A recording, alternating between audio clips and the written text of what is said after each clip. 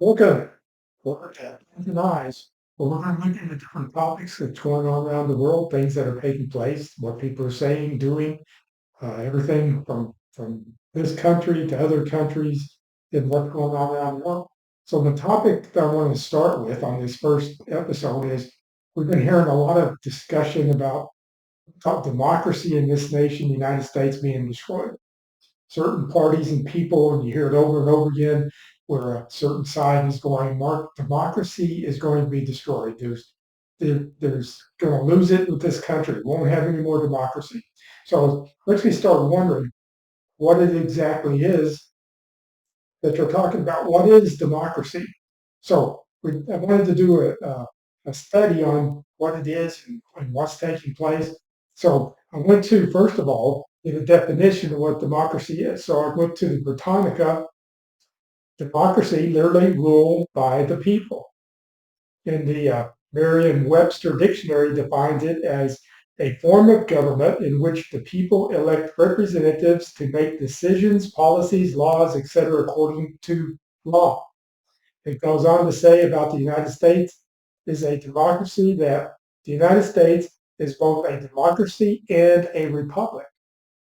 So there's no, it's up to new in here. We don't hear people talk about republic too much, but it was created as a democracy and a republic, as both terms refer to forms of government in which supreme power resides in the citizens. So the people have control.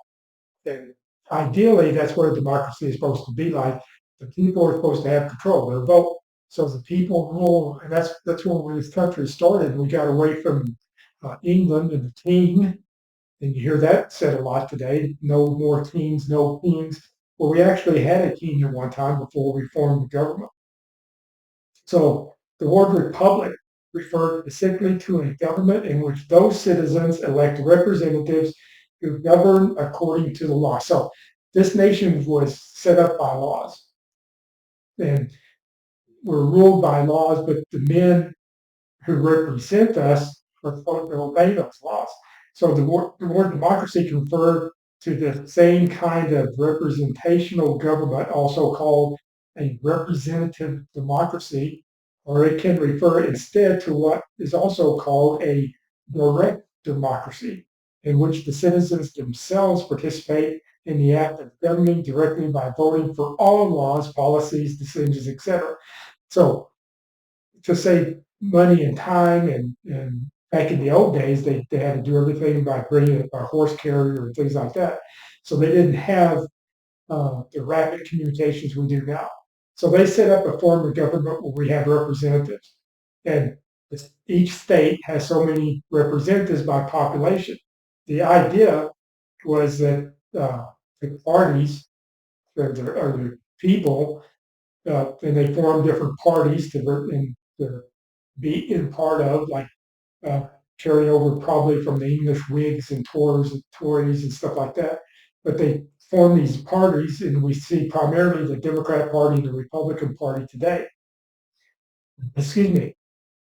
So it's supposed to be ruled by laws, though, and that's where we're getting into, and you see it all the time, where one party does something different that the other one doesn't like. So they sue them, they go to court. So the government was set up on three branches. It has the executive branch, the president. It has the legislative branch that make the laws, and they have the judicial branch, which interprets the law and makes sure that the law is understood clearly. So from the America has a broken covenant with God, and because our nation was founded on God, it was the Puritans that came here to get away from the persecution of religion in England because they had the Church of England and the king required everybody to be a member of that church. Well, if you were a different denomination, Catholic or whatever, then uh, you were being forced to be part of that church. So that's why they formed this, and it's not really a separation of church and state, but that the state, the government, shall not force people into a certain type of religion. They won't promote a certain religion over all others. So it doesn't say that the government can't practice any religions. We'll get into that more as we go on. This is from the Evening Sun, December 22nd, 2015. Here are some facts all of us should think seriously about in light of recent attacks on our country. In the history of the world, only two nations were dedicated to God, ancient Israel and America. 2,500 years ago, King Solomon dedicated Israel's holy temple to God. On April 30th, 1789, George Washington and his cabinet dedicated America to God in a little church that still stands at Ground Zero in New York City. The covenant of both nations had a condition. If they honored God, this is a condition that they had to abide by. They promised God. If we honored God, the nation would be blessed. But if they turned away from him, the blessings would be removed. So keep that in mind as we go through what's happened in history. We kind of cover some of this. In history, uh, kind of repeats itself.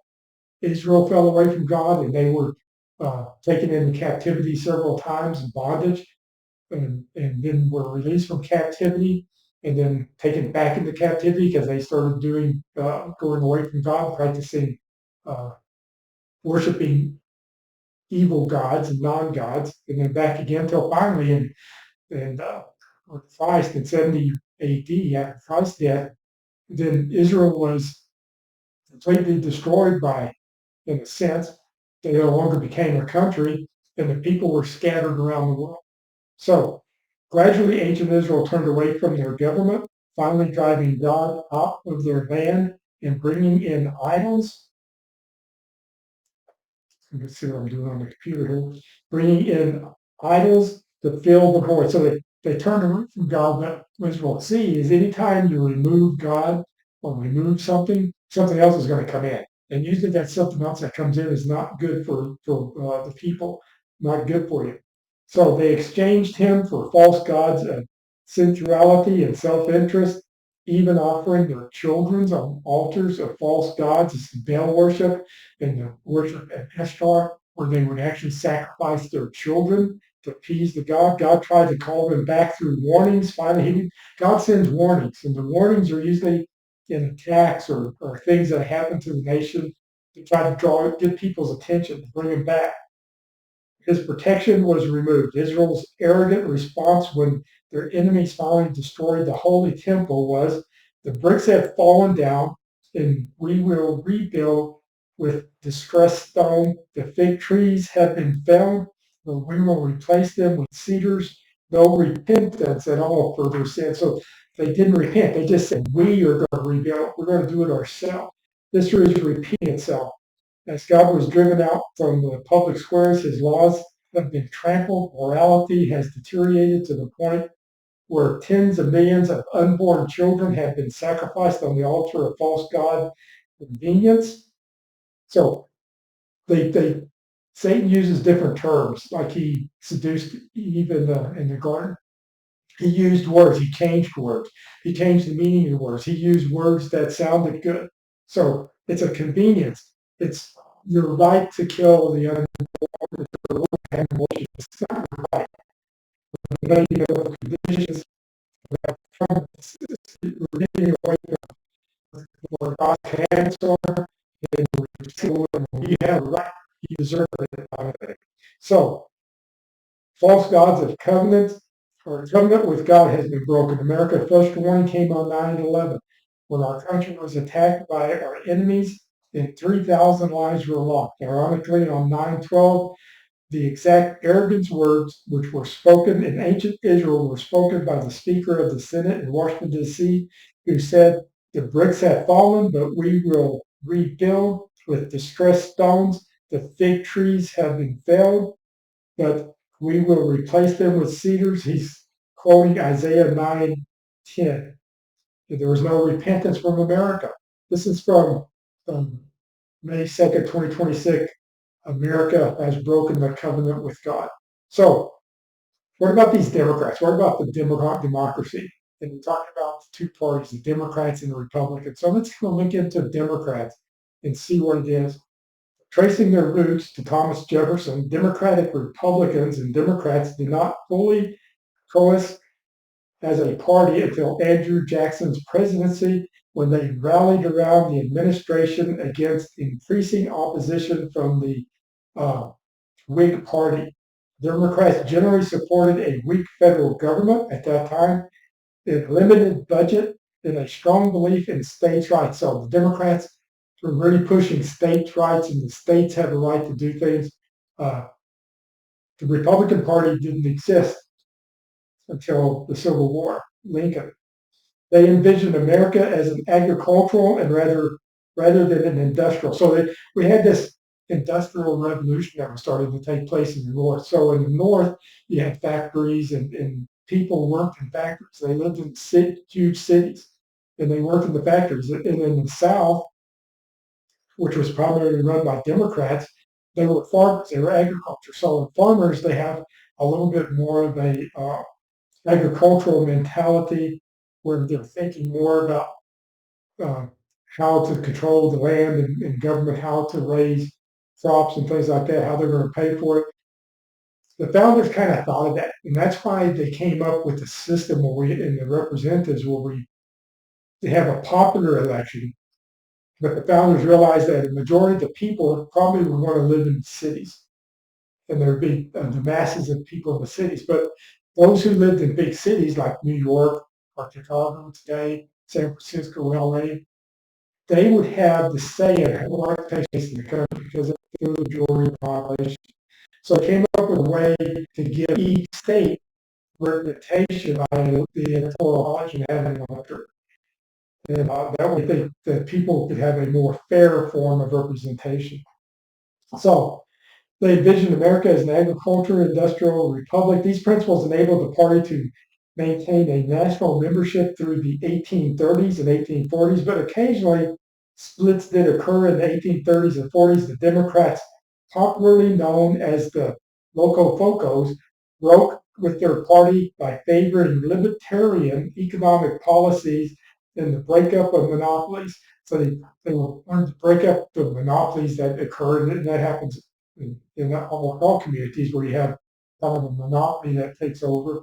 Uh, it goes on. However, a more serious challenge to the party united emerged at mid-century as increasing sectional tension over slavery and westward expansion resulting from Democrats' favored Mexican War increasingly tied the party to the southern slaveholding states. So the Democrats turned more to this because the Democrats were the slave-owning states. They're the ones that own the slaves. Stephen A. Douglas emerged as the party de facto leader during the first half of the 1850s. His promotion of popular sovereignty as the best means of deciding if new states would be free or slave appealed to the party's slaveholding elite and border adherence to states' rights. So just like any community, those who are considered the elites, those with the most power and the money, they have more voice. And that's kind of what, when they came up with the Electoral College, they wanted to try to get away from that as well. However, fissures began to emerge as decades progressed. The Kansas-Nebraska Act split the party between Douglas Democrats and the Free Soil wing of the party that opposed the expansion of slavery. President James Buchanan further split the party in 1857 over slavery in Kansas. Douglas broke with Buchanan over the Lecompton Constitution, leading to the Buchanan to foster a separate National Democrat Party in Illinois. The so-called Danites, named for a secret order of Mormons, ran their own candidates for the state legislature and openly supported Abraham Lincoln in the 1858 Senate campaign. So Abraham Lincoln would become the first Republican. And this would grow into a Republican. Tensions between these various factions exploded in the Democratic National Convention of 1860. Douglas went to the convention as the party's favored presidential candidate, but without two-thirds majority required to secure his nomination. So it required two-thirds. Now, if you remember this last election, that didn't take place when the Democrats put Kamala Harris into the party. And one other information that can kind of tell you where the Democrats have progressed to is during that her the committee hearing meetings that they were having, this Democratic convention, someone yelled out, "Jesus is king," and she said, "You're in the wrong house. You're in the wrong place. You need to be somewhere else." So it kind of tells you where the Democrats have gone in history. In exchange for their support, Southern delegates demanded he adopt a platform guaranteeing the rights of slaveholders in the territories, but Northern Democrats would not accept. They would not accept it. After a series of subsequent conventions and debates, Southern delegates nominated their own candidate, John C. Breckinridge, on a firmly pro-slavery platform, while Northern Democrats nominated Douglas. This geographic division allowed Republican candidate Abraham Lincoln to carry the election and assume the presidency in 1861. So we kind of see, excuse me for getting a drink, we kind of see these splits in the parties even today, because now we're seeing a more radical Democrat uh, group taking control over the Democrat Party. So history is kind of repeating itself, which allowed Abraham Lincoln, the first real Republican, to become president of the United States. Following the succession crisis and the outbreak of the Civil War, the Democratic Party effectively split into two, as Southern Democrats controlled the Confederacy, a one-party state, and Northern Democrats, there's already one party in the South when they succeeded from the Union and became a Confederacy. Democrats operated as a loyal opposition to the Lincoln administration in a Republican-controlled Congress. And so the Democrats in the North worked against Lincoln. So Lincoln had still, even though the states had split, and you had the northern and southern states, Lincoln was still having problems because the Democrats were trying to block and stop everything that he was doing and keep things from basically taking place. Uh, Questions over the scope of that opposition prevented Northern Democrats from adopting a consistent platform, as some supported the war but not emancipation, while others sought an immediate end to hostilities. We see that today with different things where certain groups are demanding things to happen. The latter position allowed Republicans to paint Democrats as disloyal traitors, often using the derogative term copperheads. This conflict was most visible during the presidential election of 1864, in which Democrat candidate George B. McClellan failed to fully overcome the party's negative image. Lincoln defeated him, and the Republicans maintained their majority in Congress. And this is from the papers of Abraham Lincoln, retrieved April 30th, 2026. So in the 60s, we saw a lot of this same type of upheavals going. So from the Civil War, we had the Democrats in the South, which were also the founders of Jim Crow, which they didn't want the blacks, the slaves, who were free to be able to have any voice in government or any basic voting rights. Or they also did segregation, separation. These were the Democrats. The Democrats formed the KKK. So the Democrats were the ones who were doing that. Then as we progressed, we see things occurring, and then as Democrats in the shift of power going back and forth with World War One, World War Two, and then the Korean War, Vietnam War. In the 60s, the Vietnam War was leading to a lot of protesting, and there are a lot of people who were protesting the war, and they were calling for political change as well. And I can remember Democrats using phrases uh, such as being liberal and progressive. They were defining themselves as being more liberal, more progressive in politics and in government. And so they were wanting to change and become, back then we considered it a little more radical. And then radical groups, as we can see, that always happened, like the KKK and such in the South with the Democrats, we saw more radical groups. So they started forming these like terrorist groups, and one of the groups is called the Weather Underground. You can go in and see Weather Underground, which was an anti-Vietnam movement. Uh, it was originally known as the Weathermen. Evolved from the Third World Marxist, a fractions within Students for a Democratic Society. So now, which became also known as the Democrats, socialists. So we can see that happening. Now they did some bombings of federal buildings that tried to kill people, but when they could see that that wasn't going to work, that type of violence wasn't going to work, they kind of went underground and went to the universities. They wanted to change the government, change the country through education, through generations. So they went, those people who were leaders there actually went to universities and became professors. Um, Eventually, they literally went underground. So, Socialist Democracy, Cambridge University Press abstract. Socialist democracy appeared in the theory of democracy as an eminently non-Western form of democracy in the period of de-Stalinization in the Soviet Union and Eastern Europe.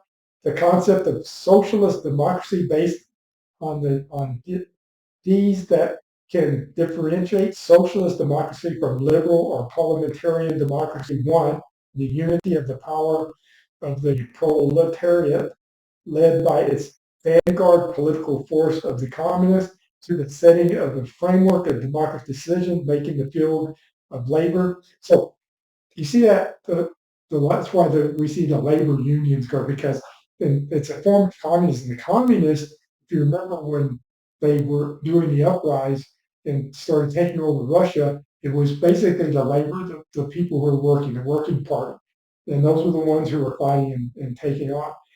This article aims to trace the historical semenetic formation of socialist democracy and discuss the main institutions in the years of post-totalitarian socialist Hungary between 19. So it's going on and talking about how they evolved. So the socialist democracy that involves more into a socialist idea, a pure socialist. And the problem with socialists is because it turns into communism. Communism is a political economic doctrine that aims to replace, and we can see this, the more power one party gets, the more it wants to control everything. And so it starts passing laws and controlling. Communism is a political economic doctrine that aims to replace private property and a profit-based economy with public ownership. So we see in Russia as the prime example, and in Cuba, and in places where communism, in North Korea, in China, the government owns everything. So the people are forced to live in government housing. They work in government stores. And we see this happening right now in New York City with the mayor saying he wants free grocery stores. Well, the problem with this, nothing's free.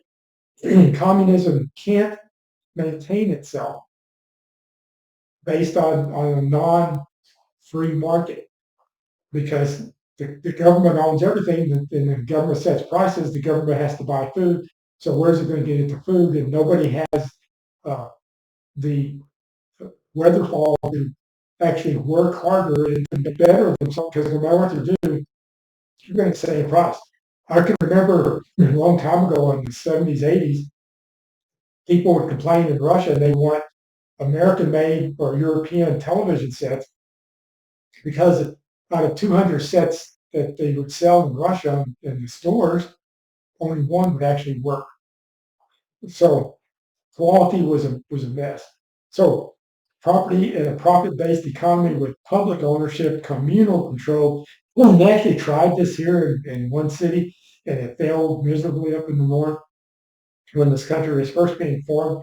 Cosmic communism is thus a form of socialism, a higher and more advanced form according to Seneca. Exactly how communism differs from socialism has long been a matter of debate, but the distinct rest largely on Trump's adherence to the revolutionary socialism of Karl Marx. So you can remember Karl Marx, they killed people, they murdered people, they killed those who were against them, and eliminated their problems. So that's out of communism, definition, history, varieties, and facts from Britannica, April 25th, 2026. So the problem with Republicans today is we have gotten away from being the Lincoln Party. those who stood by what we were going to do. Republicans today have become more of a compromising, weak, not standing for the true values of the people. So that's why they're always like giving in. Like recently, the Republicans on taking away Coke from SNAP. There's no reason why the government on a healthy nutritional program would be giving money to people to go out and buy things that will make them sick and diabetic and end up in the hospitals, would cost us even more money. But instead of standing by and saying no, we're not going to do it, they gave in. And now SNAP's going to pay for sugary drinks and drinks that are bad for you and foods that are bad for you instead of trying to change it. So Democrats are good about saying that's why we saw the government shut down. They refuse to give in. They refuse to go along with the rest of the. But they want what they want, and they're willing to destroy the country to get what they want. They sound like Hitler, communism. So Israel asked for a king, and the Lord had given them laws to rule over them. And this is from the uh, Bible that I use, keyword Bible.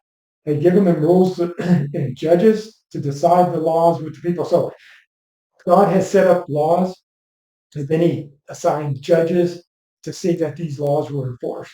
And the people lived under a free market and free exchange. There were no kings, but they wanted a king like the countries around them. They wanted to be like the surrounding countries. So we kind of see that kind of stuff going on today. We want to be more like Europe. Well, look at the problems Europe's having with their open borders. And the Bible says we're not supposed to have open borders because people will come in and destroy the government because they won't change to your customs, your languages, your form of government. They'll want to take it over and make it more like what they left. So the king and refused by Washington, but Washington, President George Washington, they wanted to make him a king, but he refused it. Uh, in the reformed branch of judges, legislative branch, and I went over that before. So 1 Samuel 8:1, and it came to pass when Samuel was old that he made his sons judges over Israel. 1 Samuel 8:2.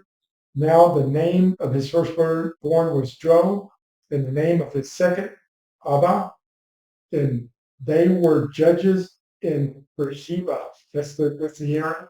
3. And his sons walked not in his ways, but turned aside after and received this lucre and took bribes and perverted judgment. So do we see judges today doing that? They're supposed to be staying with the law, following the laws. But we see judges today who are playing more politics than the law. That's what our whole judicial system was based on laws, and the judges were supposed to interpret the law. So 1 Samuel 8:4. Then all the elders of Israel gathered themselves together and came to Samuel unto Ramah, and said unto him, Behold, thou art old, and thy sons walk not in thy ways. Now make us a king to judge us like all the nations. So they thought the solution to the bad judges was to put a king over them. Sound familiar? 6. But the thing displeased Samuel when they said, Give us a king to judge us, and Samuel prayed unto God. That's what you're supposed to do. When you have issues and problems, you're supposed to turn and pray to God, not uh, try to figure it out on your own, not to change it yourself, but pray to God. So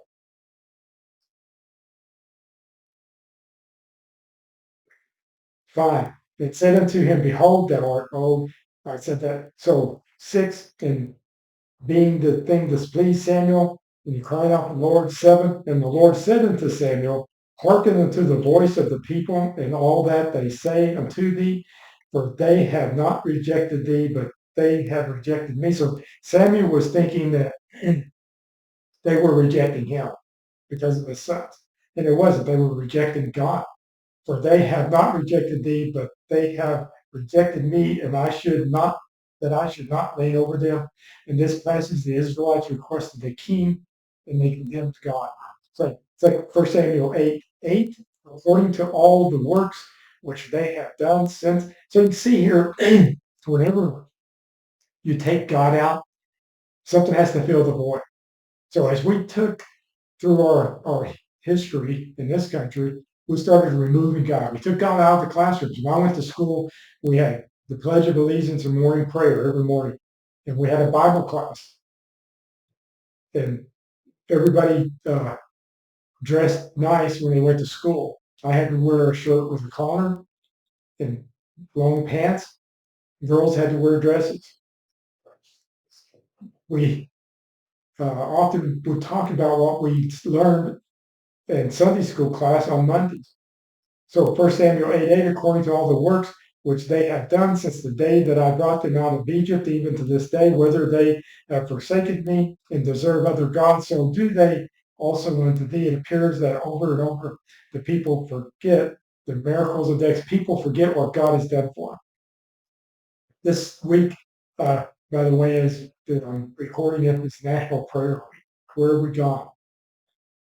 Are people even talking about it? 1 Samuel 8:9.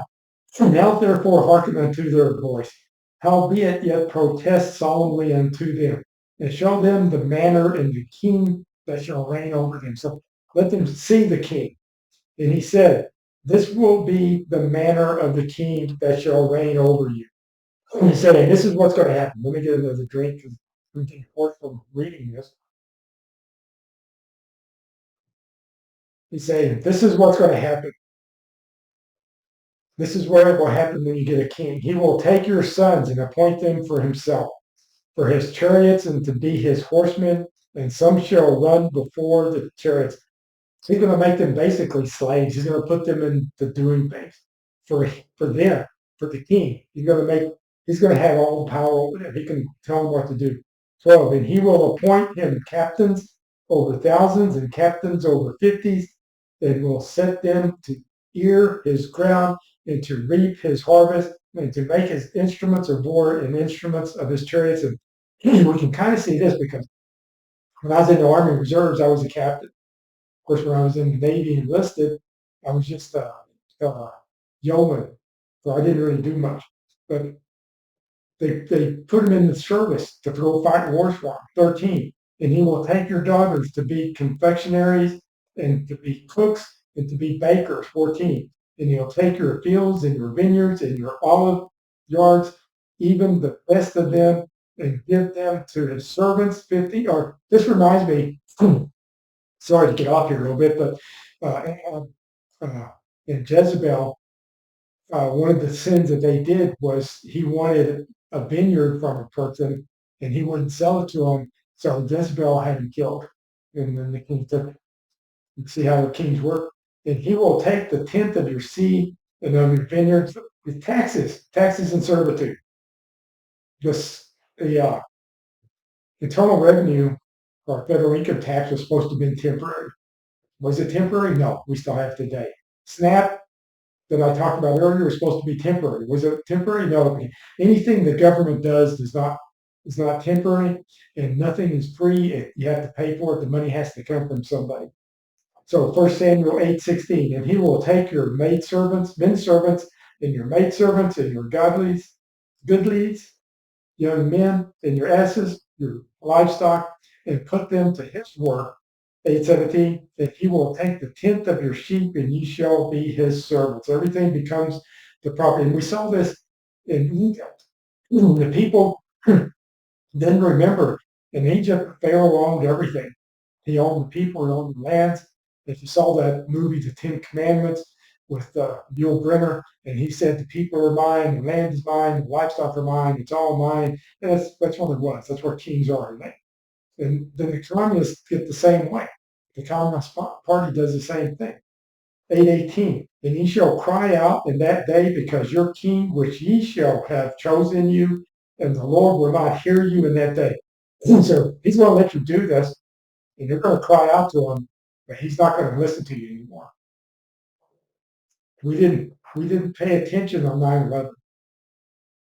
Because you want a king, the Lord will not hear your cries when the king puts you into bondage. So the government, communism, socialism, They were to put you into bondage. 19, 1 Samuel 8:19. Nevertheless, people refused to obey the voice of Samuel and said, Nay, we have a king over us. No, we still want a king. 20, that we also may be like all the nations, that our king may judge us. The king judges? Remember, he had judges. God is the supreme judge. And go out before us and fight our battles. That's it.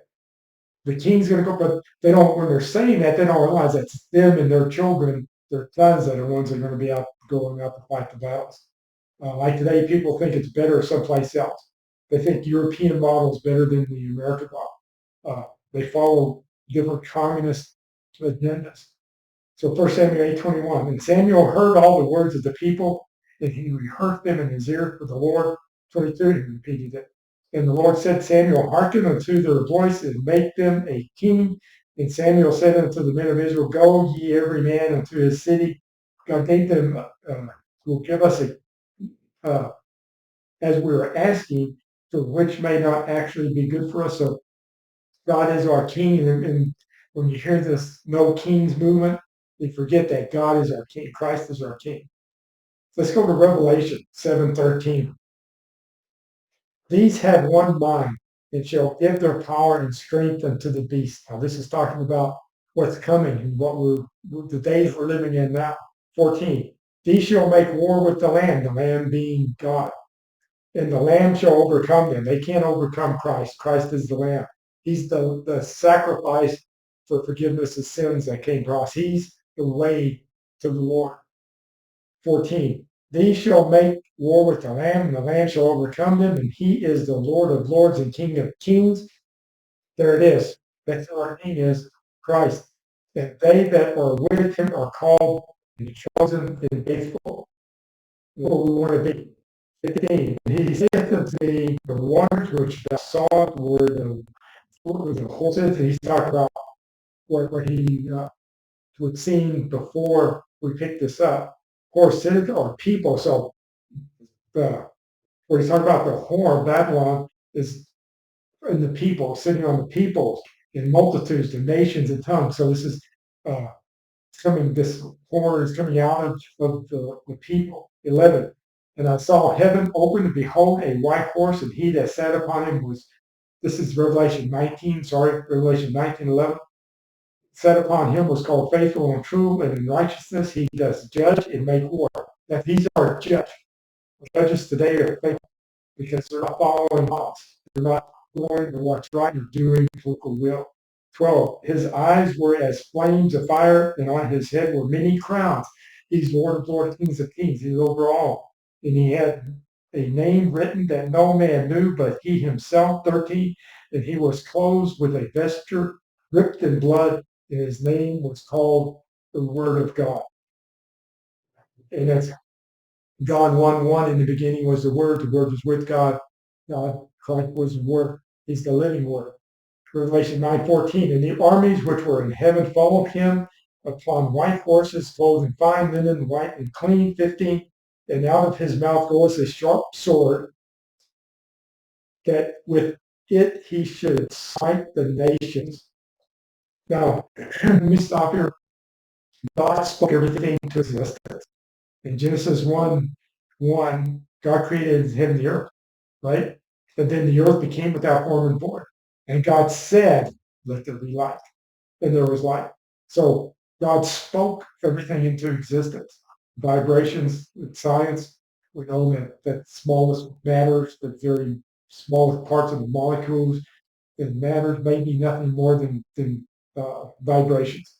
Smites the nations, and he shall rule them with a rod of iron, and he treateth the winepress and the fierceness of the wrath of God. 16. And he hath all vesture, and on his eye and name written, King of Kings, Lord of Lords. That's prayer month. So let's remember, let's stay with God. Let's go to him like Samuel did and ask him for guidance. If we do that, then we'll see, like in October 7th in Israel, when all the rockets came in from Persia, from Iran, which is also history and prophetic, and was said it would take place. But all those thousands of rockets, none of them I think there's only one that actually hit out of the thousands that landed in Israel. They're all knocked out of the sky. That was kind of a miracle in itself. So thanks for turning in. If you like us on the like buttons or whatever, and help us to spread it. You get messages out. We'll try to do another one of these next week. So thanks again, and have a great week.